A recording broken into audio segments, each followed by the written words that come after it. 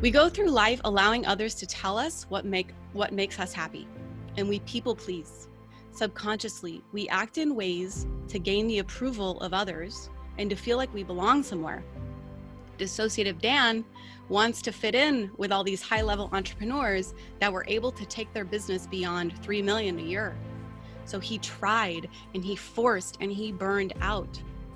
And he had a hard time embracing the truth that he was chasing someone else's dream, that he actually didn't really love running a business.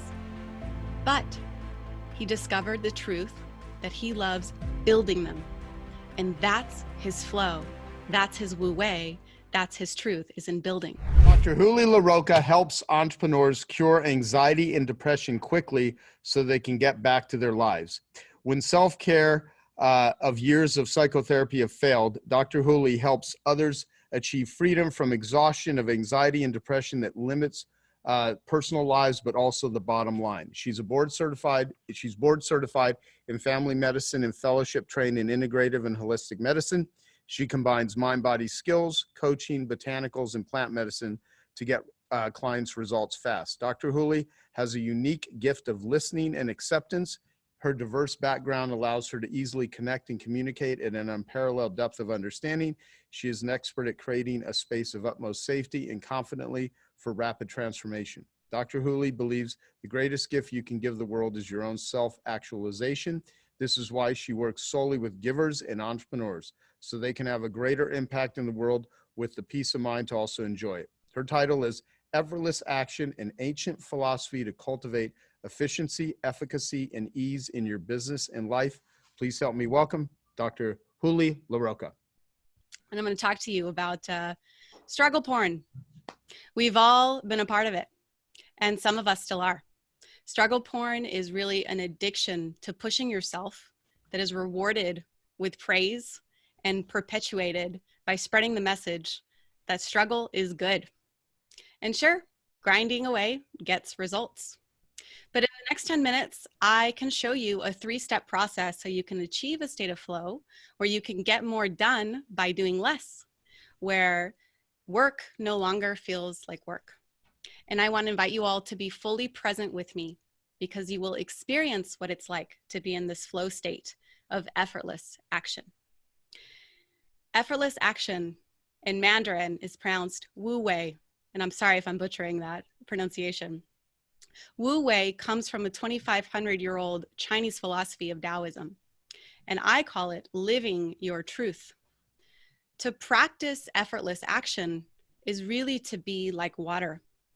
Water is flexible, flowing, allowing, yet it overcomes with immense strength, patience, and persistence.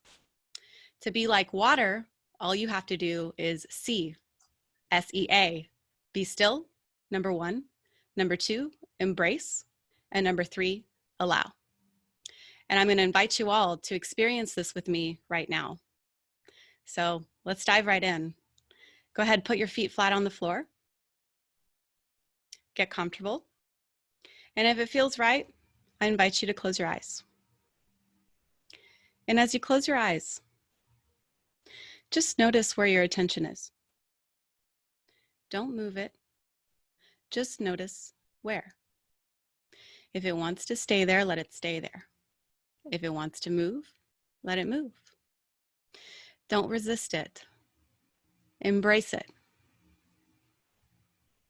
And see if it wants anything, if it needs anything. Listen for answers. See if those wishes can be granted. It's okay if they can't. And if you feel the need to move the attention to somewhere that feels more in alignment, that simply feels right, then allow it to move. And do what feels natural. And now determine what is the next ideal action for you to take. It doesn't have to be right now. Just become aware of what needs to happen next. And go ahead and open your eyes. If you've got a pen close by, write down anything that you experienced but specifically the action that needs to happen next. And what you just experienced is truth. Truth happens moment to moment. It can be as simple as listening to the truth of what your body needs, like a stretch or a drink of water, or as deep as the truth that you're ready to leave a partnership that isn't right for you. When you are living in your truth, everything becomes effortless. And all you have to do is see, be still, embrace, and allow. I'll tell you a story about anxious Adam. And this is a true story of a client of mine, and it may sound very familiar to you. Anxious Adam is one of the most anxious people I've ever met. He has suffered a tremendous amount of childhood trauma and physical abuse. He's an addict, and he uses uppers to get him going and downers to chill out at night. Until he learned to become still. In that stillness, anxious Adam discovered a deeper truth about himself and how he naturally is meant to operate in this world. He began to see, be still, embrace, and accept that his truth is really that he is an artist. He thrives on the stage as an actor and as a musician. Going against this core truth caused him an extreme amount of mental dis-ease and harm and suffering. Hey, I hope you're enjoying this video, and I want to let you know that I have a new book that's come out, and if you'd like to get it absolutely free, there's a link below in the description, or you can wait till the end of this video, or you can simply go to joesfreebook.com and you can get a copy there. But then Adam embraced his truth, used it to heal, and began to live in it fully. He started bringing art into his performance and everything he does, including his work. And his anxiety completely disappeared within a matter of weeks. He transformed into a confident and charismatic person. And now he is aligned Adam. He does less, yet he gets more done. All because he asked a bigger question that I want you to ask yourself right now. If it feels good to close your eyes, you could do so. This is step 1. Think about a time when you felt like aligned Adam. When things were effortless, when you felt the most alive, when you felt the most you. What were you doing during that time? That is effortless action. And in that is one of your truths. In that stillness is where we find these answers and these truths. And the next step is, can you really embrace it? And I'll tell you about another one named Dissociated Dan. Also a true story. He really struggled to embrace his truth. He's been an entrepreneur his whole life. He started multiple businesses from a young age, and most recently has been running a 7-figure business for several years. But Dissociated Dan is completely unmotivated, also riddled with anxiety, bad enough to require medication, and has to take Adderall just to get work done because he enjoys none of it.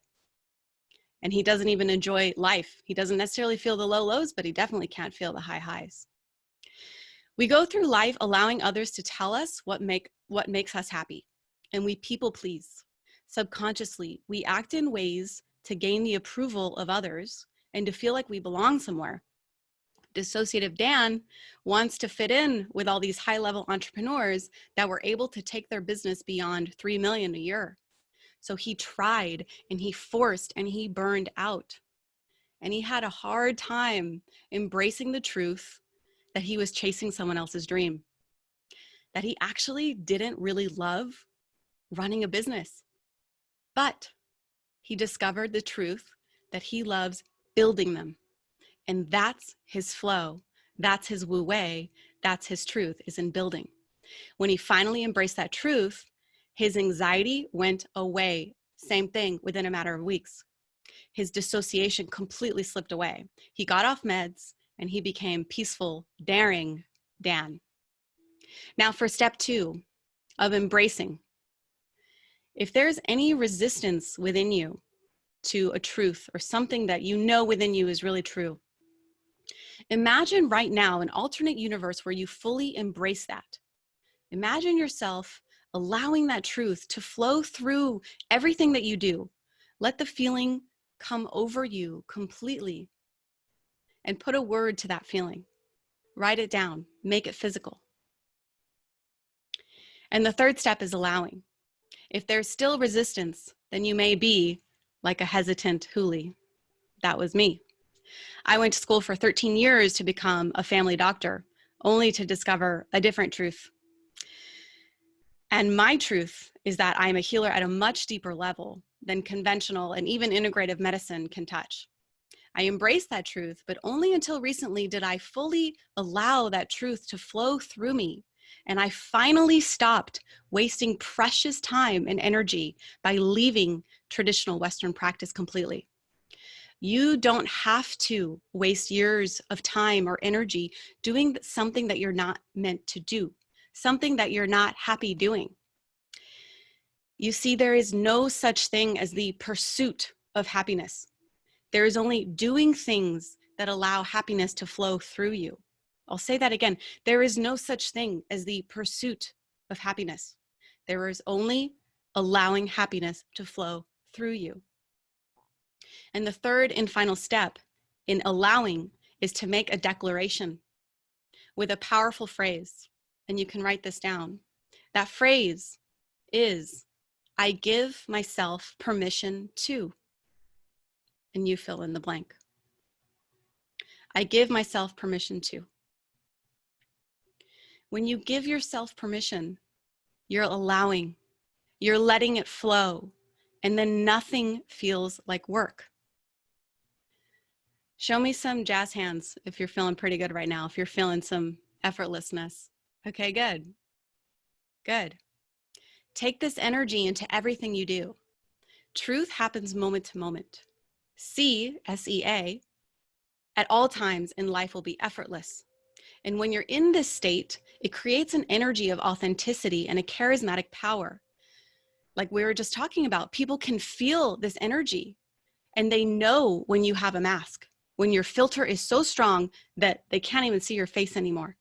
And they know when you are being real and when you are speaking truth, when you are in that flow. It immediately builds connection and trust. And I don't need to tell you how important trust is in marketing. Trust is influence. Trust is powerful. Trust is delicate, like water.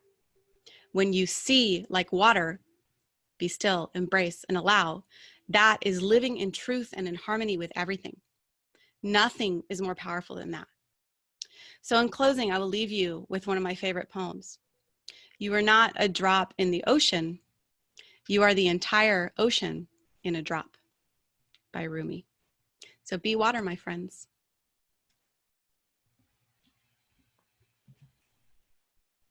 Awesome. Thank you. Thank you, Huli. So, boy, there's a lot there. Does anyone have questions, comments for Dr. Huli?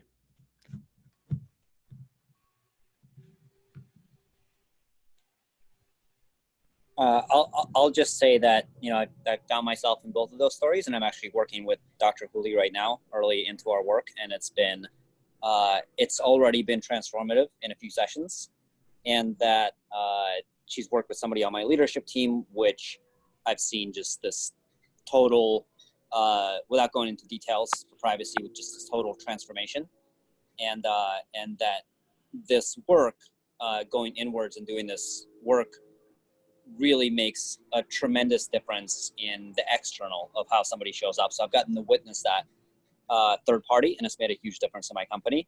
And now starting to do that work on myself and with myself, even early into it, I can already see, like, firstly, just an internal state of much greater happiness and calm and confidence in how I'm approaching life and business. But then also seeing that actually already being reflected externally. So, just wanted to give that as kind of a comment, celebration, testimonial, and I encourage this for everybody, especially, well, not, I don't know what everybody, I encourage this for those who feel like if you fit in that story of that hamster wheel, that there is another way without actually getting less done or less important things done, but in a way that actually allows you to get a whole lot more of what's important to you accomplished. Yeah. Thank you. Thank you. Let me read some of the comments. So Sachin Patel wrote, lovely. Timothy, that was beautiful. Thank you. Very calming. Denise, is this like staying in your unique ability, which, so it's a question, is this like staying in your unique ability, which gives us confidence and flow? I would say yes. And I don't want it to be confused also with the flow state. I think what's the psychologist's name? The Hungarian chicks. Mihaly Csikszentmihalyi. Yes. Whoever can pronounce that, good on you. It's Chick sent me high is how you've remembered her. Mihaly Chick sent me high. Okay, good deal. So in that flow state, that's more associated with the individual and more like in a competitive, in a challenge state. Whereas in Wu Wei, or really living in the truth, is not just about you, but about the collective. So being able to not just tune into what's going on with you, but with others and everything. So slight distinction, but very similar overlap. Great. Thank you. And then Craig wrote, some decisions are hard to make. Do you have any advice or technique that gets you to take the plunge? To actually take action? Yeah, I guess take the or to plunge. make the decision. Yeah. Yeah, I mean, I think ultimately there is a wisdom that's inside the body that we don't tap into enough. And by practicing the SEA, you can really begin to align. And the more that you ask the question within yourself in stillness, and you can journal, talk to coaches, when there's an overwhelming yes in your body without resistance, that's when you know it's time to take the plunge. As far as, what techniques to get you to actually do it, evaluate what's stopping you. And a lot of times it's fear. And very, very often it's fear of judgment. So ask yourself the questions of who's going to judge me? And if they're going to judge me, are they somebody I want in my life? And is it really true that they're going to judge me negatively or poorly in the first place? Yeah. Do you think, I mean, in many cases, the biggest judge is us judging ourselves if we're worried about other people judging us? Yeah. Yeah, exactly. Exactly. Usually if we judge other people, then we are also judging ourselves. Yeah. Darina from Romania wrote, just a heartfelt thank you. And to Juli for this beautiful moment. To Huli. I said it. I screwed up one time. No worries. I'm judging myself. So thank you, Darina. And Kathy Mock. Thank you, Huli. This was beautiful to hear and learn. Robert, who just spoke. Thank you, Huli. I didn't think about this in terms of producing outer results like authenticity that people can see. I usually think about these techniques as internal shifts, but forgot that they lead to major outward facing benefits. How often do you do this process on a typical day? I try to do it all the time. So when I say truth is moment to moment, there's core truths on the bigger scale about who we are and how we operate in the world. And those aren't fixed either. But then there's micro truths. I really try to check in with myself and with my body and what my mind and body needs. So I'll give you an example. When you're trying to write a script for one of your YouTube videos, for example, and you're not feeling it, but you're sitting there and you've dedicated this chunk of time to write out that script, and you're just pounding away and not really producing anything, then you close your laptop and you go and rest, and you come back when you feel like doing it, and suddenly you knock it out immediately. So that's an example that you weren't tuning in that moment. I believe in doing what feels right all the time and feeling in this state of flow at all times.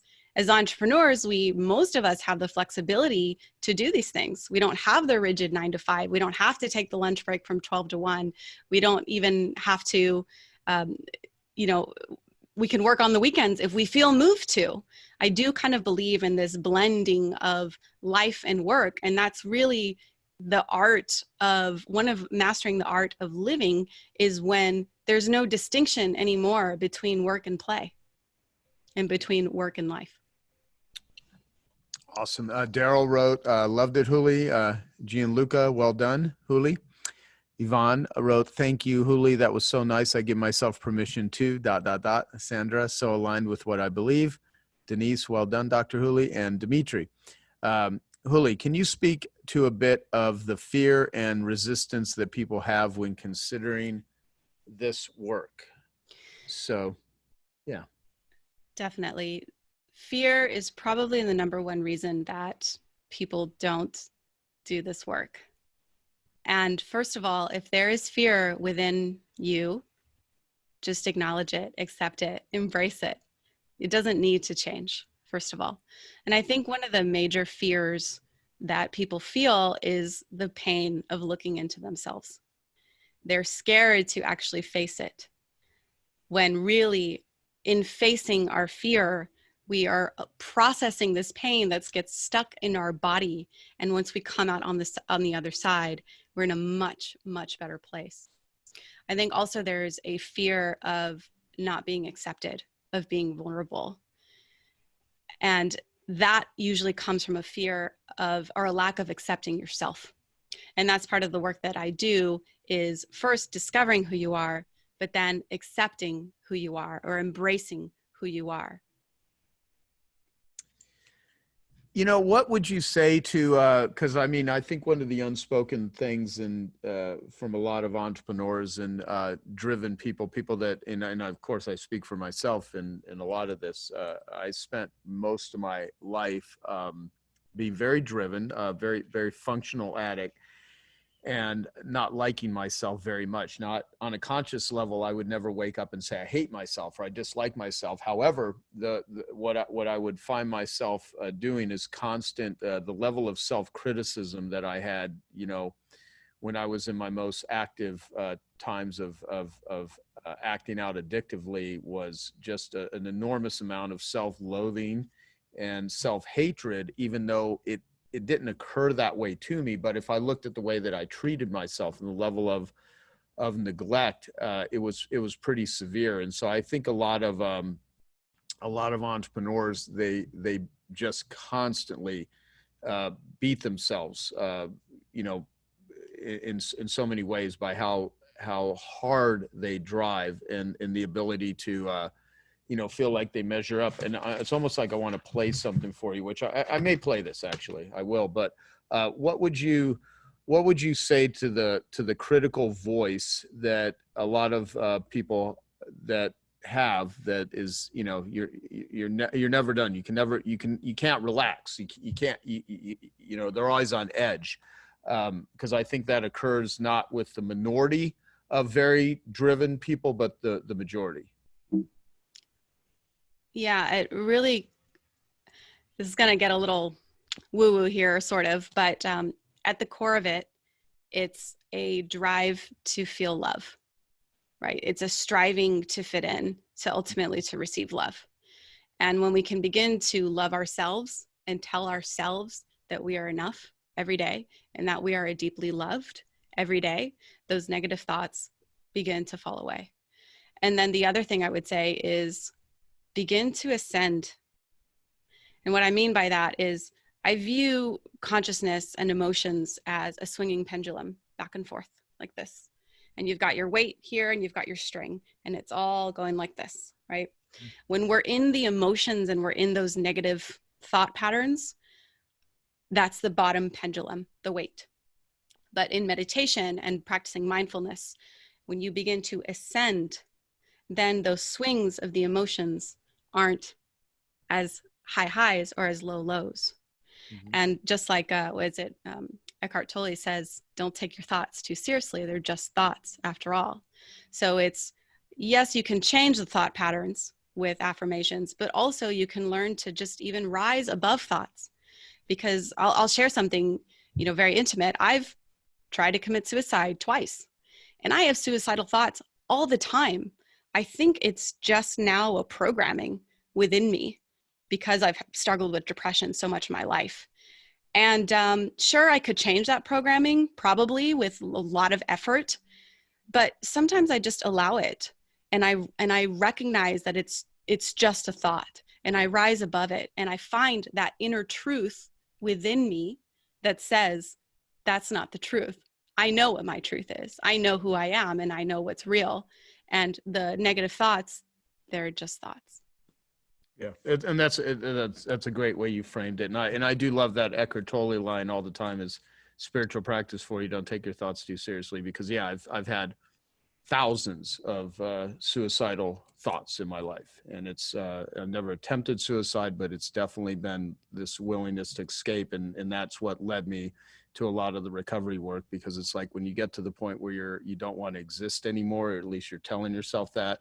And what's interesting is to go back to Dimitri's thing about, you know, can you speak to a bit about the fear and resistance that people have when considering this work? I mean, people will do almost anything to avoid, if they're, you know, to get Eckhart Tolle-ish, when they're stuck in the pain body, you know, they're committed to staying in that pain body. And when you're, you know, when your mental apparatus is keeping you, you know, thinking and not in the present, you will, you know, it can get very dark. It can get very dark, and it can get very painful.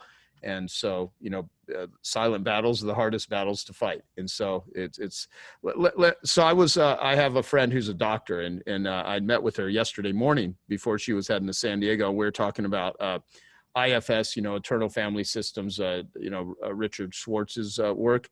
And I played this little audio that Steve Ozanich had sent to me, because I've been having physical pain. And I know what causes physical pain in most cases. It's tension myoneural syndrome. It's, you know, oxygen deprivation caused by, you know, repressed emotions. And usually I can make the pain disappear. And I've had it lately, and because I think a lot of just what's been going on in my world. And it's interesting. And so this is from Gabor Mate, who I had come to, you know, Genius Network a couple of years ago. And it's a short little audio. And I'm going to play this, and it's about workaholics, and it's about him being a workaholic. But just listen to this. So it's a low volume, so hopefully everyone can hear it all. Is if you get the message that you're not good enough, that you are not worthy enough, then you might spend the rest of your life trying to prove that you are. And how you do that? By being very nice to everybody. By never saying how you feel, because they might not like how you feel. By never expressing healthy anger when somebody's crossing your boundaries. By working too hard to prove that you're worthwhile. That's why I was a workaholic doctor, because I got the message as an infant, as a Jewish infant under the Nazis in the Second World War. I got the message that the world didn't want me. I wasn't good enough. Well, then you spend the rest of your life compensating by taking on too much. And you're stressing yourself. And those stresses have an impact on your physiology. They have an impact on your immune system. They have an impact on your cardiovascular system, on your heart, on your nervous system. They can cause disease. Is if you get the message that you're not good enough. So if you get the message you're not good enough. So the whole key is we have to give ourselves different messages, you know, and if you have a coding that, you know, you're not good enough, you're going to do everything you can to compensate, to try it, and nothing is ever good enough. You know, I mean, I'm sure everyone here that's ever experienced some sort of depression or whatever can be in the middle of paradise with money, well-fed, not in the middle of a war-torn thing, not in the middle of a pandemic. And everyone around you seems to be like they're enjoying yourself, and you're freaking miserable looking for a way to escape out of it. And that's not a happy place to be in, because the hardest part with that is you have to be like, what the hell's wrong with me? And unfortunately, most very driven people here have experienced that more than most people. Yeah, definitely. And I will share, there's, you know, an interesting way to view the world. And really, it's a Buddhist practice of not attaching to anything in the physical. And when you think about it, when you wake up every morning, you can wake up not attached to anything at all. Everything is an option. Everything is a possibility. And so then when you choose into your life and you make every single choice, that thing that you have, that experience, that taste, that interaction becomes so sacred because of all the possibilities that exist in the universe. This is what you get in this one day, in this now. And so when nothing is sacred at the beginning of the day, everything that you have going through that day, every experience becomes extremely unique and very sacred. Okay, I hope you found that video awesome and useful. So if you want to get a free copy of my book, I want you to click here. And if you want to watch some more videos that'll be useful and awesome, click here. Go ahead. They're over here. Do it now. Come on. Thank you. Watch them.